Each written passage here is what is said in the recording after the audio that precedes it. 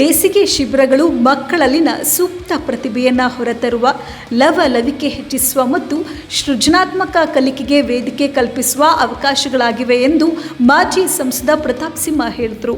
ಬಸವಮಾರ್ಗ foundation ವತಿಯಿಂದ ಆಯೋಜನೆ ಮಾಡಿರುವ 1 ತಿಂಗಳ ಉಚಿತ ವಸತಿ ಸಹಿತ ಬೇಸಿಗೆ ಶಿಬಿರಕ್ಕೆ ಶುಕ್ರವಾರ ಭೇಟಿ ನೀಡಿ ಮಾತನಾಡಿದ ಅವರು, ಮಕ್ಕಳು ವರ್ಷವಿಡೀ ಪಾಠ ಪರೀಕ್ಷೆಗಳಲ್ಲಿ ಮುಳುಗಿರುತ್ತಾರೆ.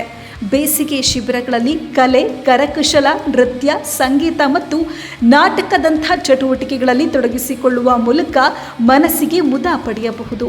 ಶಿಬಿರದಲ್ಲಿ ಹೊಸ ವಿಷಯಗಳನ್ನು ಕಲಿಯುವುದು, ಆತ್ಮವಿಶ್ವಾಸ ಹೆಚ್ಚಿಸಿಕೊಳ್ಳಲು ಅವಕಾಶವಿರುತ್ತೆ. ಬಡ ಮಕ್ಕಳಿಗೆ ಇದು ಕಲಿಕೆಯ ಸದಾವಕಾಶವಾಗಿದೆ ಎಂದರು.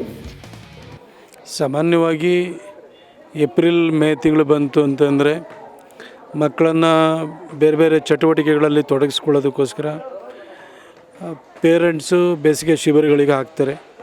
ಭಾಳಷ್ಟು ಶಿಬಿರಗಳು ಕಮರ್ಷಿಯಲ್ ಆಗಿರ್ತದೆ, ವಿತ್ ಫೀಸ್ ತೊಗೊಂಡ್ಬಿಟ್ಟು ಬೇಸಿಗೆ ಶಿಬಿರಗಳನ್ನ ಮಾಡ್ತಾರೆ.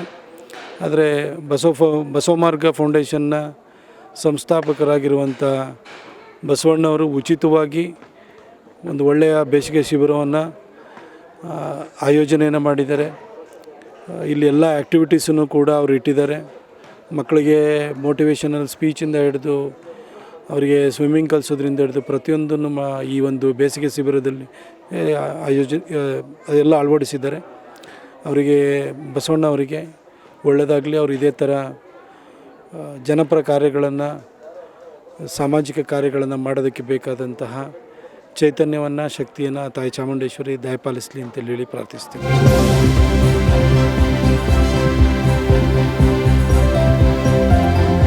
ಬಸವಮಾರ್ಗ ಫೌಂಡೇಶನ್ ಅಧ್ಯಕ್ಷ ಎಸ್ ಬಸವರಾಜು ಮಾತನಾಡಿ, 1 ತಿಂಗಳ ವಸತಿ ಸಹಿತ ಬೇಸಿಗೆ ಶಿಬಿರದಲ್ಲಿ ರಾಜ್ಯದ ನಾನಾ ಊರುಗಳಿಂದ ಮಕ್ಕಳು ಬಂದಿದ್ದಾರೆ. ಜತೆಗೆ ಮೈಸೂರಿನ ಸುತ್ತಮುತ್ತಲಿನ ಪ್ರದೇಶದ ವಿದ್ಯಾರ್ಥಿಗಳು ಭಾಗವಹಿಸಿದ್ದಾರೆ. ಮಕ್ಕಳು ಮೊಬೈಲ್ಗಳಲ್ಲಿ ಮುಳುಗಿ ಸಮಯವನ್ನು ವ್ಯರ್ಥ ಮಾಡ್ತಾ ಇರುವ ಬಗ್ಗೆ ನಮಗೆ ಅನೇಕ ಕರೆಗಳು ಬರ್ತಾ ಇತ್ತು. ಆ ನಿಟ್ಟಿನಲ್ಲಿ ಈ ಬೇಸಿಗೆ ಶಿಬಿರವನ್ನು ಆಯೋಜನೆ ಮಾಡಲಾಗಿದೆ.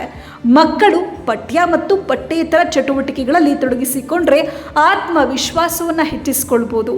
ಈ ನಿಟ್ಟಿನಲ್ಲಿ ಸಂಸ್ಥೆ ಅನೇಕ ಕಾರ್ಯಕ್ರಮವನ್ನು ಹಮ್ಮಿಕೊಂಡಿದೆ ಎಂದರು. ನೋಡಿ ಮೇಡಮ್, ಇಲ್ಲಿ ಇರೋಂಥ ಮಕ್ಕಳುಗಳು ಕರ್ನಾಟಕದ ಎಲ್ಲ ಮೂಲೆಯಿಂದ ಬಂದಿದ್ದಾರೆ. ಎಲ್ಲದಕ್ಕಿಂತ ಹೆಚ್ಚಾಗಿ ಪ್ರತಿಭಾವಂತ ಮಕ್ಕಳುಗಳು.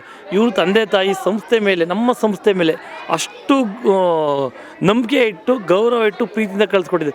ಈ ಮಕ್ಕಳುಗಳ ನಮ್ಮ ಮಕ್ಕಳ ಥರ ಪ್ರೀತಿ ಮಾಡಬೇಕು ಅನ್ನೋದು ನಮ್ಮ ಮಾನದಂಡ ಆಗಿತ್ತು.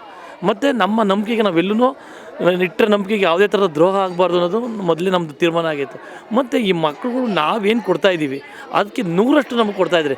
ಅದು ಪ್ರೀತಿ ಇರ್ಬೋದು, ಸಂತೋಷ ಇರ್ಬೋದು, ಸಮಾಜದ ಸ್ಥಾನ, ಮಾನ, ಗೌರವ ಎಲ್ಲನೂ ಅವ್ರು ಕೊಡ್ತಾಯಿದ್ದಾರೆ. ಈ ಮಕ್ಕಳಿಂದ ನನಗೆ ನಿಜವಾಗ್ಲೂ ನನ್ನ ಜೀವನ ಶೈಲಿ ಬದಲಾಗಿದೆ. ನನ್ನಲ್ಲಿ ದೊಡ್ಡ ಮಟ್ಟದ ಬದಲಾವಣೆ ಕಾಣ್ತಾಯಿದ್ದೀನಿ. ನಿಜವಾಗ್ಲೂ ನನಗೆ ಈ ಥರದೊಂದು ಒಳ್ಳೆಯ ಅವಕಾಶ ಕೊಟ್ಟಂಥ ಮತ್ತು ಒಳ್ಳೆಯ ಜೀವನ ರೂಪಕ್ಕೆ ಒಂದು ಅವಕಾಶ ಕೊಟ್ಟಂಥ ಮಕ್ಕಳಿಗೆ ಮತ್ತು ಆ ಪೋಷಕರಿಗೆ ನಾನು ನಿಜವಾಗ್ಲೂ ಕೃತಜ್ಞತೆಗಳನ್ನ ಸಲ್ಲಿಸ್ತೀನಿ. ಬಹುಮಾನ ವಿತರಣೆ. ಇದೇ ಸಂದರ್ಭದಲ್ಲಿ ಮೊಬೈಲ್ ಅಡಿಕ್ಷನ್ ಕುರಿತ ಪ್ರಬಂಧ ಸ್ಪರ್ಧೆಯಲ್ಲಿ ವಿಜೇತರಾದ ವಿದ್ಯಾರ್ಥಿಗಳಿಗೆ 2 ವಿಭಾಗದಲ್ಲಿ ಗೇರ್ ಸೈಕಲ್, ಸ್ಮಾರ್ಟ್ ವಾಚ್ ಕೊಡುಗೆಯಾಗಿ ನೀಡಲಾಯಿತು.